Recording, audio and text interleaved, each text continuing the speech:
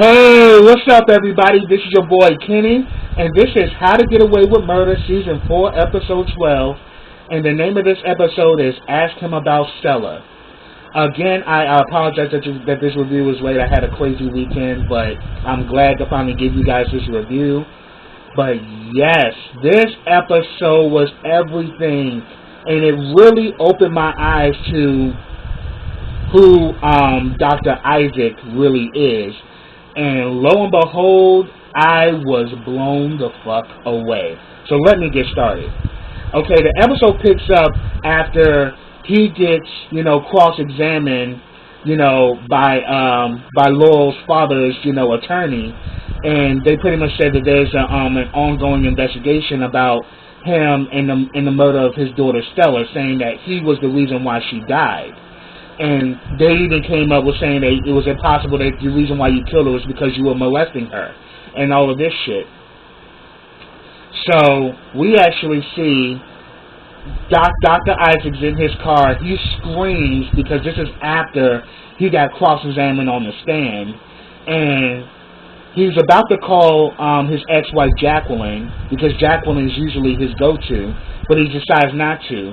So he goes to like this little food stand and asks for a burger and fries, but then he looks up and says, "But can you wrap that in foil?" So she says, "Okay." She gives him the food. He goes back to to his office. We come to find out he really did. He got burgers and fries, but he threw that shit in the trash. He really went there to get these pills. I think they're called K-Pax, they're opioids. So what he ends up doing is that he ends up smashing them, and he sniffs them, and it was after and you see that he's crying and all of that, so he's obviously emotionally distraught after what he went through, but then also thinking about his daughter. So next thing you know, we see Annalise shows up, and she's trying to get in, and we actually see, that's when we saw from the previous episode that, he was like literally up, sitting in the chair, and he looked like he was high as a kite, and he was just out of it. And while he's high, he's getting flashbacks of his daughter Stella in the day that Stella committed suicide. So we see that going on.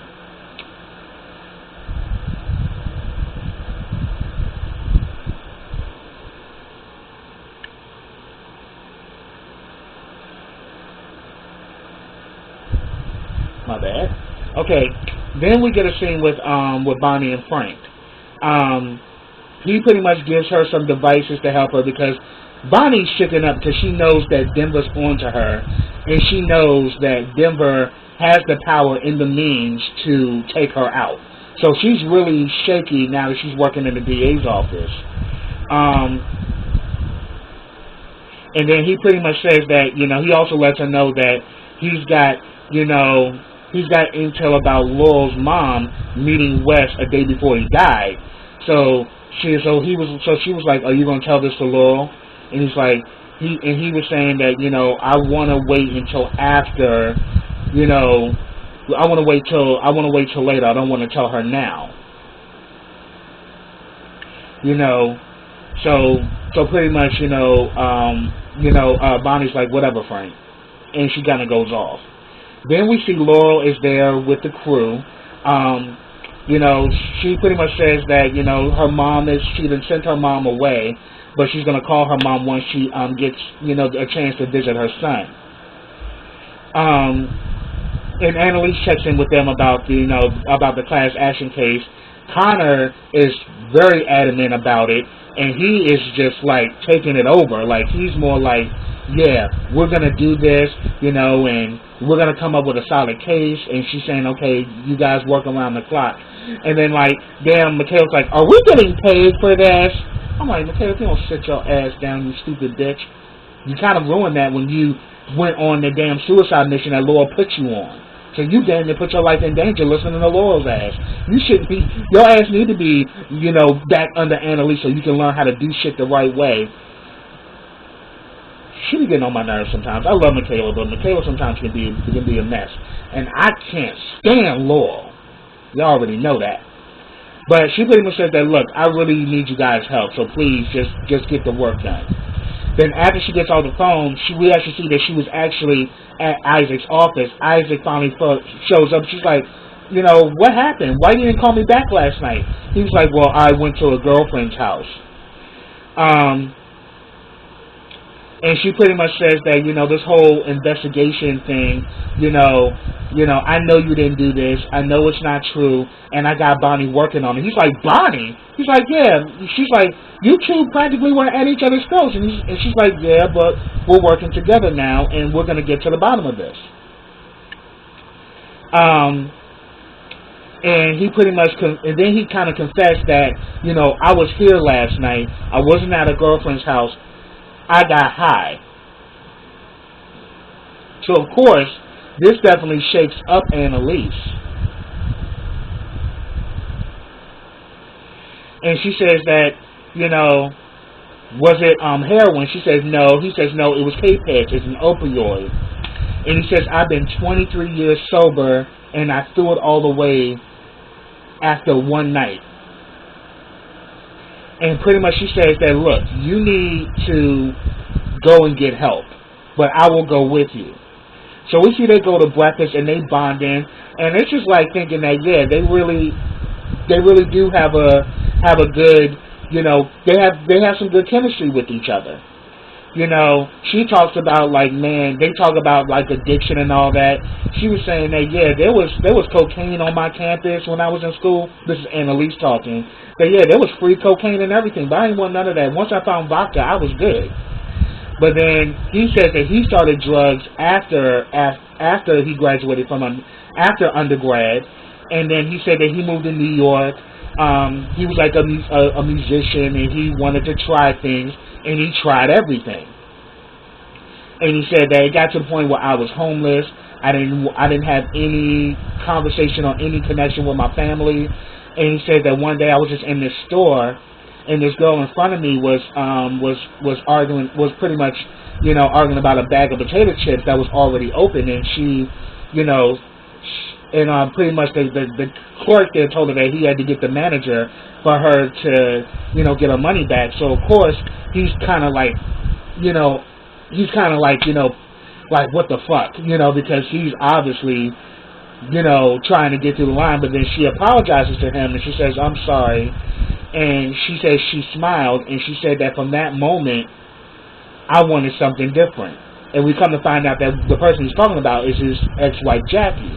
And he said that, she helped me, she helped me to get clean, she helped me to get sober. I went back to school, and, I got my life together. We had Stella, and things were great at one point in time. So then we see that Bonnie meets with one of the attorneys, didn't catch, I think his name was Roland. If I'm wrong, correct me in the comments, but she meets with Roland, who's another attorney, and he's the one that is supposed to be, investigating this whole, he's pretty much the one who's supposed to be investigating this whole situation involving Isaac, and the thing is, it was just pretty much a case that was sitting on his desk, but pretty much, Bonnie comes in, and she pretty much, says that, she asks about the case, and he says that, oh yeah, Denver gave me the case, but he says, I haven't even charged the guy yet, but she says, if you want me to overlook the case, I can make some notes, that could possibly help you. But if you want to do it on your own, I understand. He says, okay, fine, you can take care of it. And he says, and she says that in for payment, you can get me some drinks. He's like, okay, fine. Won't you do that? And I got you on that drink. And she was like, no, drinks. I was like, plural, bitch. So she was like, So we already know. Since she's been working, for the DA's office, Bonnie's just been throwing them back. So pretty much we see that that the Keating crew is actually working on Nate Sr.'s case, and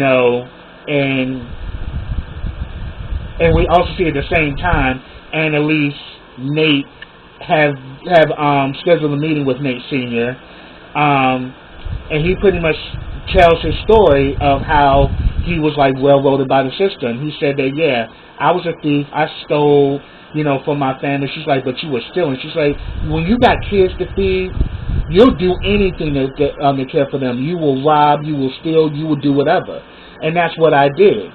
But when I did steal, I steal to take care of my family. And you see, he looks at Nate, and I'm like, see, that father and son connection is still there, but it's definitely traumatic because it's been so many years it's been so many years that they've been apart from each other. And then they said that, yeah, they put him on probation, and he said that and he said that the reason is because, like, when I came home, there was over thousands of dollars in court fees. I couldn't get a job because I was a felon. So how the hell was I going to pay that? So, eventually, I went back, because, it was a probation. I was constantly violating my probation. But then he said that I also felt like I was a target. And he said that this damn guard kept messing with me because it was known that Nate's father was a good fighter. So they pretty much kind of check him. So pretty much the guard pretty much kind of challenges him. It's like, yeah, let's see how much of a good fighter you are or whatever. And he said that he's the one who threw the first punch. Now he said that, for one, he challenged me. And in that moment, once he hit me, I knew it was kill or be killed. So he said that, yeah, I beat the brakes off his ass, and it took about 5 COs to pull me off of him. And I even heard his skull crack, because he beat the brakes off of him, and he beat him to death. And he's literally been in solitary confinement, and we come to find out he was actually in solitary confinement for a year before that incident happened. So they pretty much, really got like a smoking gun. They did. He was definitely railroaded, by the justice system, and they just been. So pretty much, yeah. She realizes that, yeah, they definitely got a case.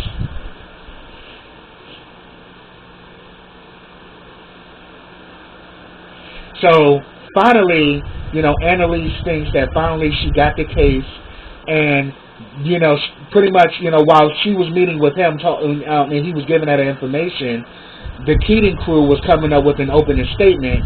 They presented to Annalise, and Annalise was like, nah, it's good, I like it, but I'm not going to use it. I'm going to wing it. All of a sudden, the case is about to start until, the defense pretty much says that there won't be no case today because, the governor and the attorney general wants to actually look at this case first to see if it's even worth bringing to trial. And she's like, man, this is some bullshit. Yeah, they just trying to find some loophole trying to stop me. Obviously, I have proven that this is a vital case, and they're just trying to cover their asses by not actually letting me pursue this case in court. And the judge actually agreed with her, but he said that, look, it's out of my hands. So what she has to do is that she has to write a briefing that has to be read by 7 judges, which will even give her permission to even do the class action suit. So the whole thing is pretty much up in the air. And we actually see that she tells Isaac about it, that she has to write a briefing and everything. And we kind of see that he's somewhat emotional because he says it's been 3 years since Stella died. But then, so he's saying that, today's a pretty hard day. But then she says that, and she pretty much admits that, look, I don't miss Sam, but when I think of an accident or I think about a baby, he's the first person I want to talk to. But then she says that you need to talk to Jacqueline, and he's like, well, I'm not going to do that. He's like, no, you need to. I mean, this was her child too, and you both need to come together on this, because I'm pretty sure she's feeling some kind of way just like you are. So pretty much we see that Nate Jr. and Nate Sr. have a meeting because Nate Jr. lets his father know that she has to write a briefing and it has to be read by 7 judges. So he pretty much saying, so won't you just tell me that this case is lost? You know, I know when I'm being played. Just let me know that, yeah, your piece, who you thought was going to win this shit, she really ain't going to win it because these judges going to deny her. But he pretty much says, I got your back. And pretty much Nate's father tells him, don't come back here ever again. You know, because Nate's father is a piece of work, you know. But we definitely know that he suffers from mental illness. But, you know, we actually see that father and son are now talking again after all them years that they haven't seen each other. But yeah, Nate Sr. is kind of like, this is bullshit. It ain't gonna fucking happen. They're gonna take her down and, you know, just give up. You know, and don't bring your ass back up here no more. So pretty much, you know, we see that, you know, about the whole briefing, you know, we see that Connor and Michaela are literally bumping heads. Because, you know, we see that Connor is really deeply involved in this case. He's very emotional about it. And Michaela is also very passionate, and she's definitely driven. So Connor and Michaela are just going at it, you know, going back and forth. And she's like, why the hell you even on this shit? You're not even in school anymore. Like, what the hell? And then even Oliver was like, she has a point. Like, you are really going overboard with this case. I'm like, man, it's getting to the point where it's very nerdy and everything. You might as well just re-enroll back in school. Because obviously you still want to be an attorney. Why not go back to school and finish up?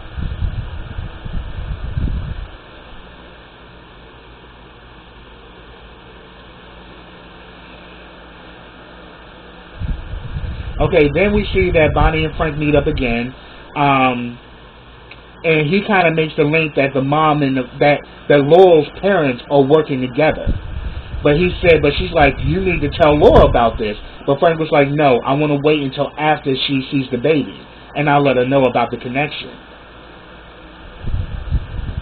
So then we see that Frank and Laurel have a moment, and he pretty much says that, look, I elbowed you. That's why you had the baby prematurely. And he says that, look, I feel bad. And he says that Michaela told me, and don't be mad at Michaela for telling me because I made her tell me. So I just want to let you know that I want to be there for you and I want to be by your side.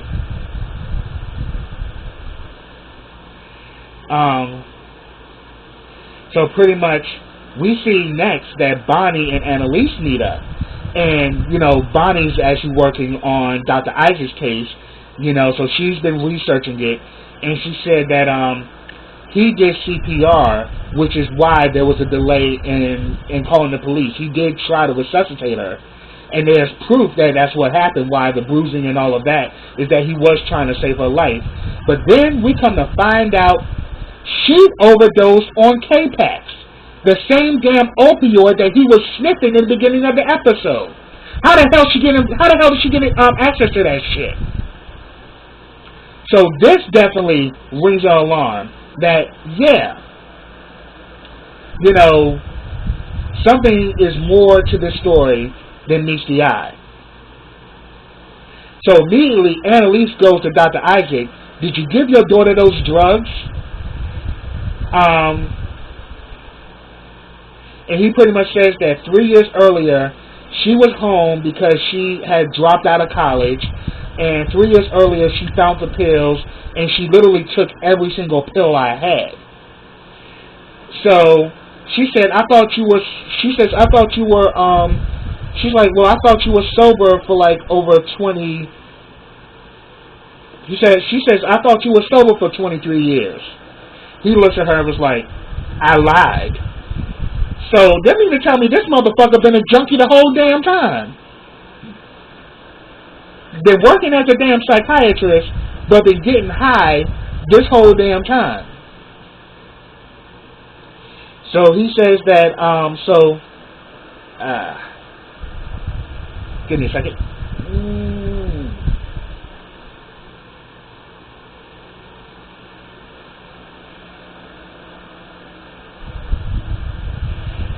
So yeah, we know that he lied about being sober.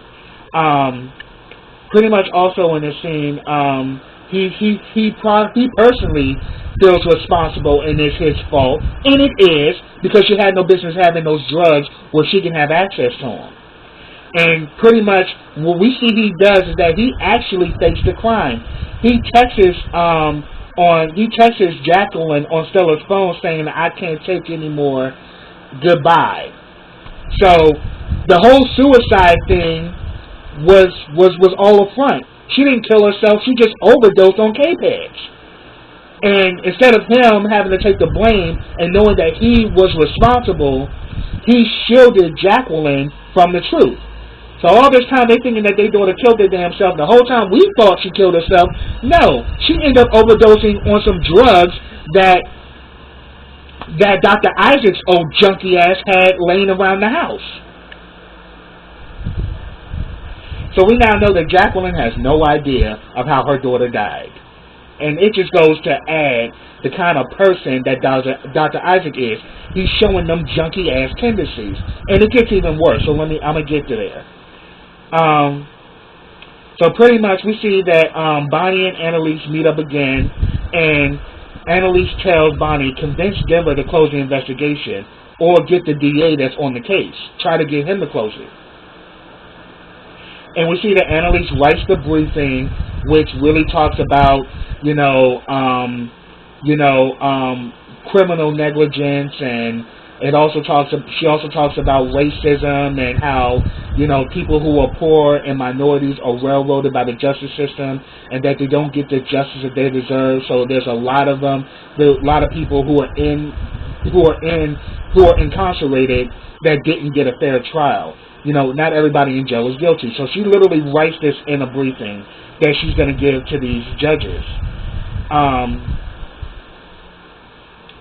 And then we actually see that Frank is there with Laurel to go see the baby, and Laurel's mom is there, and she lies again and says that Frank is the driver. I'm like, you ashamed of Frank or something, bitch?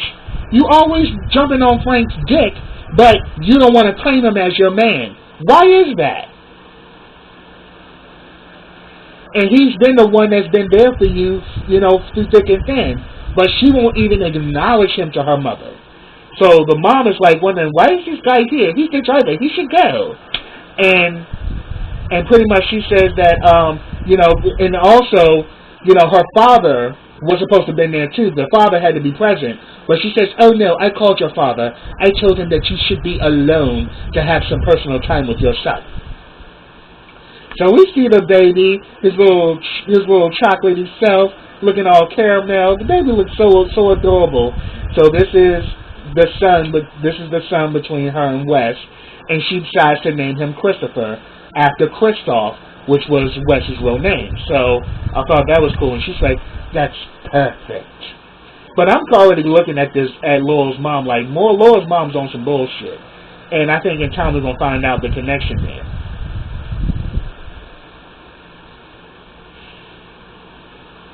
So pretty much we see that Annalise is in Harrisburg. She gets a text from Isaac, of some food, because they've been going to this, diner eating breakfast every morning. And he says, it ain't the same without you. So we see that there is some chemistry between him and Annalise. But then she gets a call from Nate, and she's saying that, I'm down in Harrisburg. And she's like, I think I'm going to lose. And he said that, no, don't go in there with that. You got this. And he says that, I'm proud of you. You got this. Go in there and kill it. So she finally goes to meet, with the governor. And we see that that Bonnie goes to meet with Roland, the DA. And he just got real fucking smug with her. And she said, did you receive my report on... She asked, did you receive my report on the Isaac case? And he was like, yeah. But I would be an idiot to trust what you wrote. Because he says, it's obvious. Because he says that, first of all, you came up in here smiling at me, inviting me out for drinks, which I thought was really weird. Which kind of told me that you're still working with Annalise. So... And I wasn't even going to pay attention to this case until you came in here with your bullshit. So, what I'm going to do is I'm going to charge him with death on delivery or possibly murder. Now get out of my office. I was like, yo, this smug motherfucker. He literally played her ass. And we actually see that, yeah. You know, because he said that, yes, I already told Denver that I'm going to charge him with death on delivery, you know, or possibly murder. You know, so we already now know that, yeah, they're going to move forward and they're going to charge Isaac. So then, all of a sudden, Bonnie goes to our office and she's panicking, she's frantic, but then all of a sudden a light bulb goes off. So she literally walks into Denver's office, plays that damn recording about plays the recording of their conversation, pretty much, you know, talking about, you know, Antares and talking about, you know, I will make sure that your name will not let. I will make sure she, you know, that conversation that she had that, you know, I'll protect you. I'll make sure that you still get your bid for governor, and that your illegal activities won't be known to the public. So she uses that as a bargaining chip to check Denver, because it's like they always got to check Denver because Denver's a shrewd bastard. Denver's evil. Denver wants power. And Denver is working with, you know, Laura's father. And, you know, Laura's father got a lot of pull. So Denver will kill or shut anybody down that's going to get away with him being governor, because that's his goal. So Bonnie lets him know that this is what you're going to do. You're going to drop Isaac. You're going to pretty much get Isaac's case dropped. You're going to stop your little damn witch hunt that you got going on with me. Or I'm going to leak all this info to the press and your bid for governor is out the window. So we have a deal or not. So pretty much we see that Annalise meets up with Nate and she says that we lost. They turned me down, so I can't pursue the class action suit. But then all of a sudden Bonnie shows up and lets him know about Isaac's situation. Annalise goes to Isaac and lets him know that they're dropping the investigation. So Bonnie literally put her life on the line to save his ass, you know, as well as Annalise. So all of a sudden he was like, thank you. And all of a sudden we see he gets real emotional and he starts feeling on her and he's about to kiss Annalise. Annalise was feeling him too, but then she backed up and he's like, what's wrong? And she says, you're high. And she's like, you're a liar, you know, and then all of a sudden he said that, look, I mean you well and everything, but we're not good for each other. So he flips out. Of course we're not good for each other. And then begins to blame her for why his life got screwed up. And he was saying that, yeah, I knew early on that I allowed myself, but he says, I don't blame you, I blame myself. I knew early on not to let my guard down, but I let my guard down, and obviously you have ruined my life, and now I let you in, and now I'm just sucking to your life and into your bullshit, you know, pretty much what addicts do. They play that blame game. Everybody's at fault for their shit except for them. So all this time we thought that Dr. Isaac had it together. Dr. Isaac ain't nothing but a busted ass junkie portraying like he's an honest man. And she's now seeing this shit, and she pretty much says that I didn't hurt you. You've been hurting yourself all these years, and you've been lying to yourself, and you've been playing this whole game that you got it together, but you really don't. You're sick and you need help. So all of a sudden she's like, oh, okay. So since I messed up your life, let me mess it up some more. She calls Jacqueline. He's like he literally tried to literally tackle her to get the phone from her. Because she says, oh, yes, you need to know that I'm with Dr. Isaac right now. He has relapsed, and you need to ask him about Stella. And she says, you need help. And he says, so do you. She's like, yeah, but not from your ass. And that was it. So I'm like, Dr. Isaac's a piece of shit. All this time we thought he was this good person. No, the nigga been a junkie the whole time. It's just that he became a functional junkie. But now he's not functional anymore, and he's blaming her, and it ain't her fucking fault. So I was kind of team Annalise on that situation, because normally Annalise do be involved with some shit. But no, she was just trying to help your ass because she didn't know you had all this in your fucking closet. And then we just seen this damn episode, damn Dr. Isaac had a whole bunch of shit going on.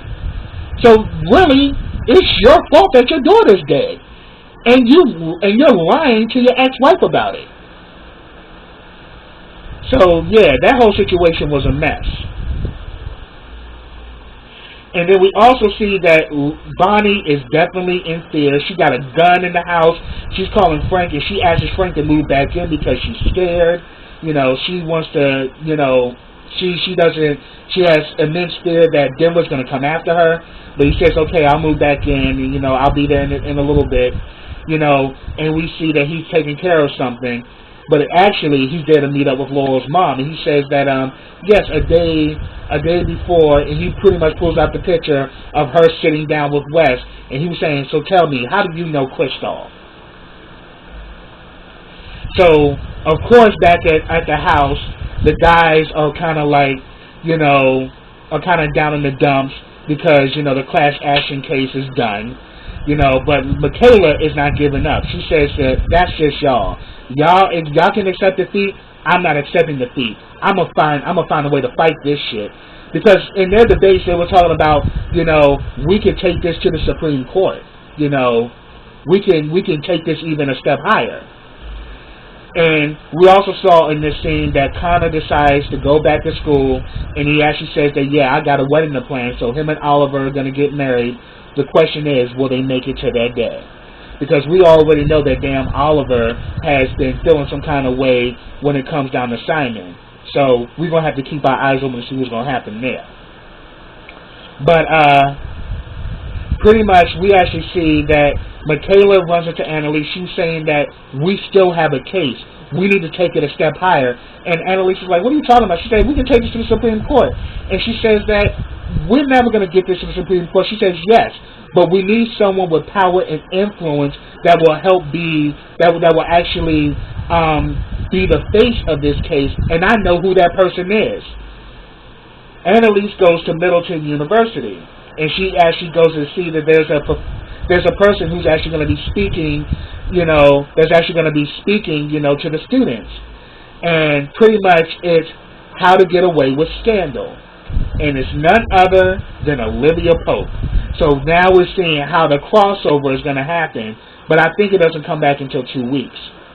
But yeah, I am so ready to see this crossover and how Olivia and Annalise's worlds are going to come together and how they're going to help each other. So that's what I have, y'all. If I missed anything, put it down in the comments. I'd love to hear from you. But subscribe to my channel. Click that bell so you get notifications every time I drop a video. Also, follow me on all of my social platforms. I have them listed in the description box. Also, like this video, comment on this video, and share this video. And I will be back with the next episode of How to Get Away with Murder. So until then, everybody, take care.